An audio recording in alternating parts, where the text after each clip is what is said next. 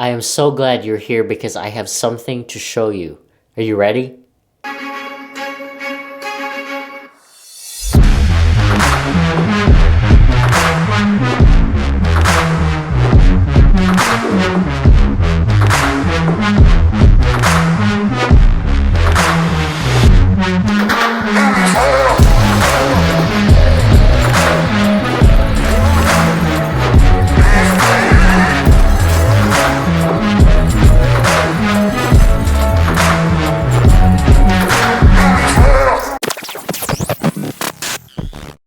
Hello everyone, my name is LJ from Easy Book Notes, and in this video we will talk about the game-changing new features of the Bullet Journal Edition 2. We compare this side by side with the Edition 1. We will also talk about the changes of my bullet journal essentials as well as my layouts, so make sure to stick around until the end of the video. This is huge for me because this is the first time I've had to start another bullet journal for the same year. And because of that milestone, I decided to try the official bullet journal notebook specially designed by writer Carol. And by golly, I cannot believe this is the first time I started using it. There are timestamps in this video, so feel free to skip around to whatever interests you. At first glance, the branding of the Bullet Journal Edition 2 is much better and more thought out than the Bullet Journal Edition 1.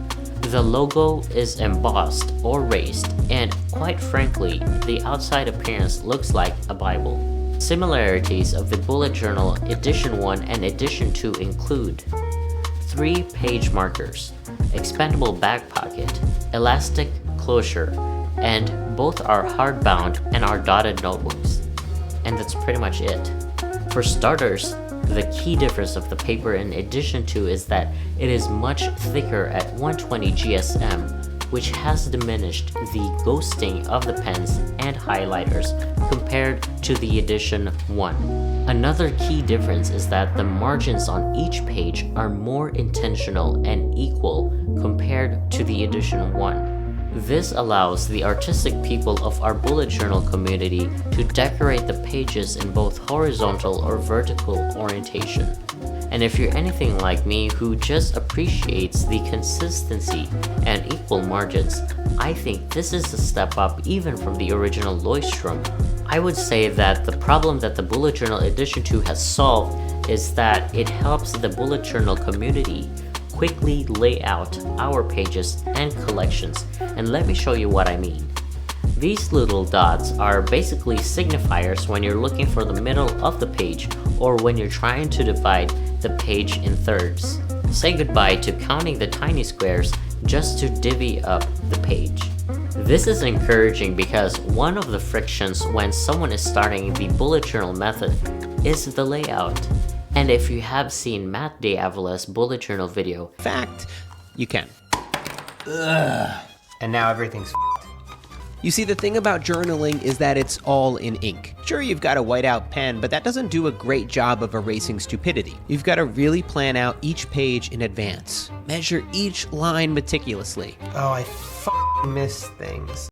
his experience might have gone a bit better if he had the Edition 2.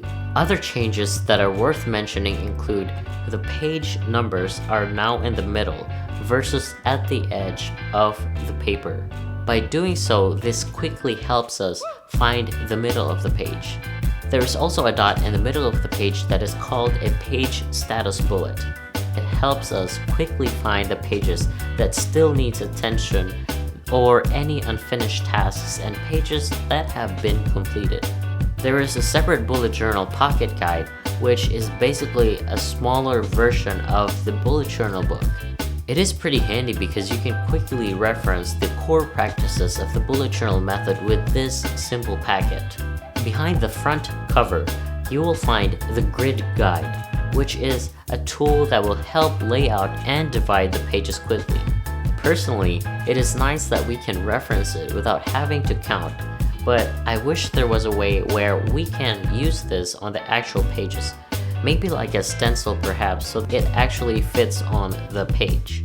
There is now a designated key page, intentions page, and the index is now dotted instead of lined.